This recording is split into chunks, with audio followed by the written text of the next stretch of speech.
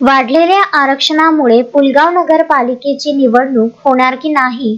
जर निवडणूक झाली तर वाढलेली आरक्षणाची टक्केवारी कशी, तसेच निवडणूक स्थगित झाली तर प्रभागाची रचना कशी असणार, याबाबत तर्कवितर्क सुरू झाले आहे। यामुळे उमेदवारासकट राजकीय पक्षांची निवडणुकीबाबत तर्कवितर्क दिसून येत आहे। जिल्ह्यात 5 नगरपालिकांची आरक्षणाची टक्केवारी 50% पेक्षा कमी आहे। फक्त यामध्ये पुलगाव नगरपालिका अपवाद ठरली आहे। नगराध्यक्ष पदासाठी 8 तर नगरसेवक पदासाठी 123 उमेदवार रिंगणामध्ये उतरले। पुलगाव नगरपालिकेच्या नामांकन अर्ज माघार घेण्याच्या शेवटच्या दिवशी 7 जणांनी आपले अर्ज मागे घेतले। नगराध्यक्ष पदासाठी कुणी आपला अर्ज मागे घेतला नाही, त्यामुळे 10 प्रभागात 123 उमेदवार रिंगणात आहे, तर नगराध्यक्ष पदासाठी 8 उमेदवार रिंगणात आहे। महाविकास आघाडीत राष्ट्रवादी शरद पवार गट व काँग्रेस पक्षाची युती झाली, त्यामुळे त्यांच्यातर्फे काँग्रेसचा उमेदवार उभा आहे। शिवसेना उद्धव बाळासाहेब ठाकरे गटातर्फे उमेदवार आहे।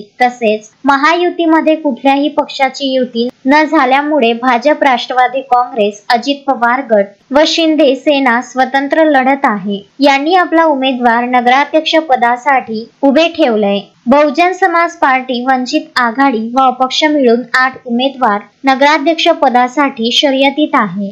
अश्विन शहा, विदर्भ न्यूज, पुलगाव।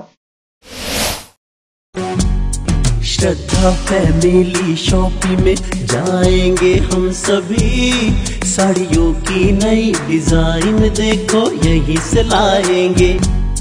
श्रद्धा फैमिली शॉपिंग में जाएंगे हम सभी, लेडीज जेंट्स बच्चों की हर फैशन लाएंगे सभी। फैशन के सफर में आप भी आगे ही आगे बढ़ते चलिए, क्योंकि बिजीलैंड का सबसे बड़ा आलीशान भव्य showroom Shraddha family shopping and mall, Busyland complex, Nandgaon Peth, Amravati.